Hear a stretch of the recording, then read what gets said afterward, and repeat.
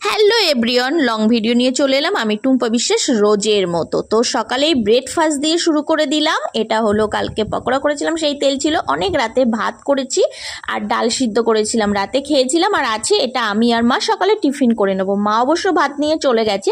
আর ছেলেকে বানিয়ে দেবো পরোটা, যেহেতু আমি আটা দিয়েই পরোটা করি তো $2 নিয়েছি বের করে। জানি না ছেলে দুটো খাবে কিনা, তবুও করে নেবো। আর আলু কেটে জলে ভেজানো ছিল, সেই আলুর জলটা ঝরিয়ে নেবো। তো ছেলে খাবে আলু ভাজা আর পরোটা। তো চলুন তারপরে শুরু করে দেবো দুপুরের রান্না। কি করব জানি না।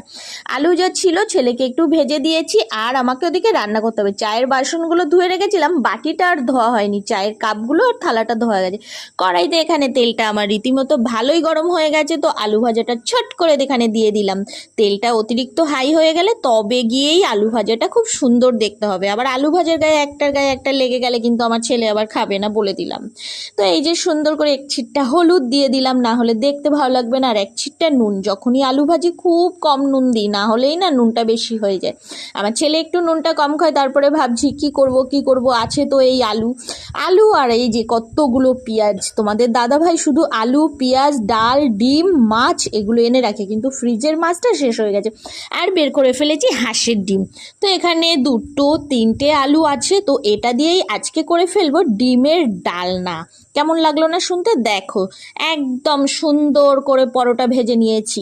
আলুর কড়াইতে পরোটাটা ভেজেছিলাম বলে প্রথম পরোটাটা কিন্তু একটু হলুদ হলুদ দেখতে হয়েছে। তো চলো তারপরে চলে এসেছি ছাদে। এক্ষুনি মনে হয় গাঁথনিতে জল দিয়ে ছেলে গেছে, বেশ মজা পেয়েছে। একটু পরপর শুধু গাঁথনিতে জল দিচ্ছে, যেটাকে কালকে আমি শুধু পাঁচিল বলছিলাম।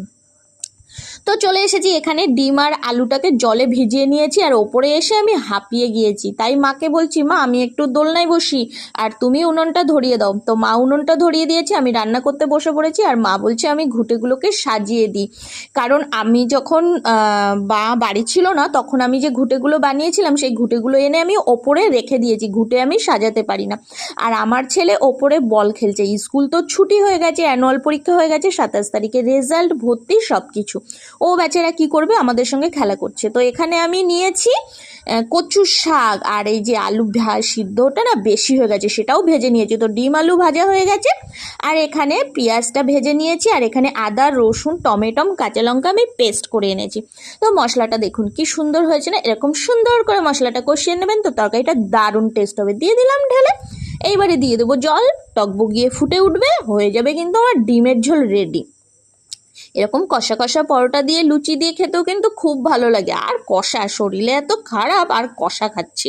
তারপরেই চলে এসেছি, দেখুন কচুর শাকটার মধ্যে কিন্তু আমি রসুন থেতো করে দিয়েছি, শুকনো লঙ্কা দিয়েছি আর